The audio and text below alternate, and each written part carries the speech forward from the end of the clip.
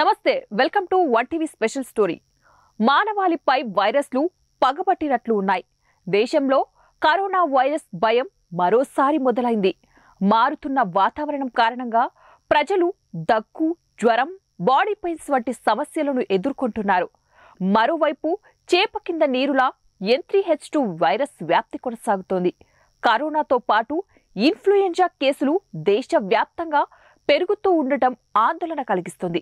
ఇలాంటి పరిస్థితిలో భారత్లో కరోనా కొత్త వేరియంట్ XBB.1.16 వెలుగు చూడటం కలవరపాటుకు గురిచేస్తుంది. దేశంలో 6 రాష్ట్రాలు అప్రమత్తం కావాలని కేంద్రం ప్రకటించడంతో ప్రజల్లో మరింత ఆందోళన ప్రారంభమైంది. అందులో తెలంగాణ రాష్ట్రం ఉండటంతో ఉభయ తెలుగు రాష్ట్రాల్లో ప్రజలు మరోసారి తీవ్ర ఒత్తిడికి గురవుతున్నారు. వైరస్ వ్యాప్తిపై నేటి స్పెషల్ ఫోకస్.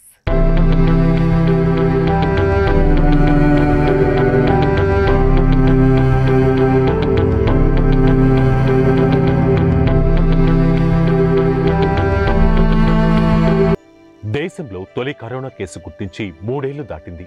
కేసులు తగ్గుముఖం పట్టడంతో ఏ మహమ్మారి నుంచి బయటపడ్డట్లే అని అంతా అనుకున్నారు.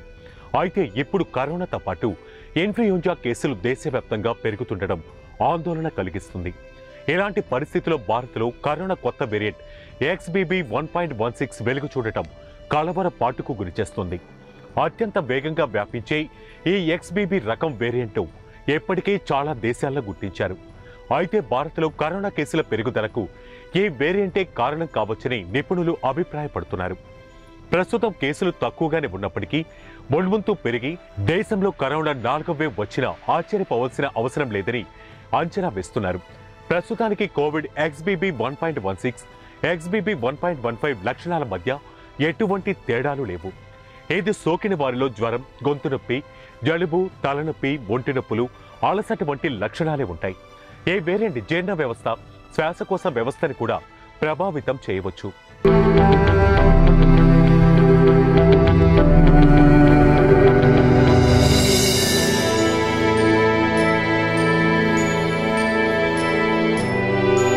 దేశంలో గత ఏడాది నవంబర్ 12వ తేదీన 734 ఇన్ఫెక్షన్ కేసులు నమోదయ్యాయి. ఈ ఉదయం 8 గంటల వరకు కేంద్ర ఆరోగ్య మంత్రిత్వ శాఖ విడుదల చేసిన డేటా ప్రకారం కర్ణాటకలో ఇన్ఫెక్షన్ కారణంగా ఒక రోగి మరణించిన తర్వాత దేశంలో మరణించిన వారి సంఖ్య 5,30,770కు చేరుకుంది. గణాంకాల ప్రకారం భారతదేశంలో ఇప్పటి వరకు మొత్తం 4,41,57,297 మంది కరోనా నుంచి కోలుకున్నారు. దేశవ్యాప్తంగా కోవిడ్-19 నుండి మరణాల రేటు 1.19% ఉండగా రోగుల రికవరీ జాతీయ రేటు 98.80% ఉంది.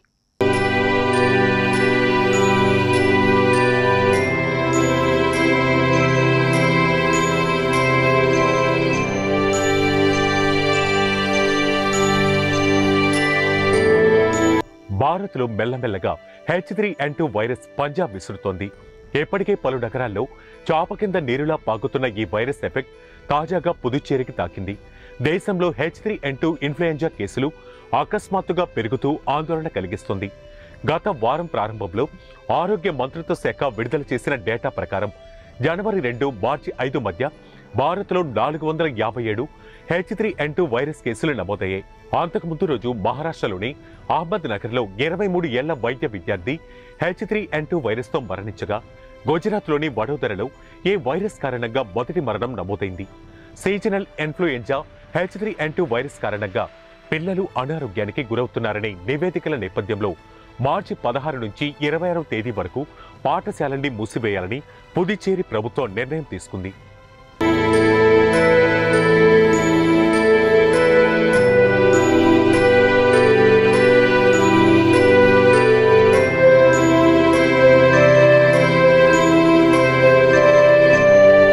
అంతర్జాతీయ కోవిడ్ ట్రాకింగ్ ప్లాట్ఫామ్ వివరాల ప్రకారం XBB.1.16 వేరియంట్ కేసులు భారత్లోనే అధికంగా నమోదయ్యాయి.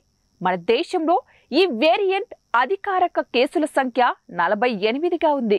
అమెరికా, సింగపూర్లో ఈ సంఖ్య 20 లోపే ఉండటం గమనార్హం. గత కొద్ది వారాలుగా భారత్లో ఈ వేరియంట్ కేసుల్లో సడన్ గా జంప్ నమోదైంది. ప్రజలు సరైన జాగ్రత్తలు తీసుకోకపోతే మరో వేవ్ తప్పదని నిపుణులు హెచ్చరిస్తున్నారు. సో ఇది వాటి మన స్పెషల్ స్టోరీ. మరొక స్టోరీతో మళ్ళీ కలుద్దాం. Until then keep watching 1TV news.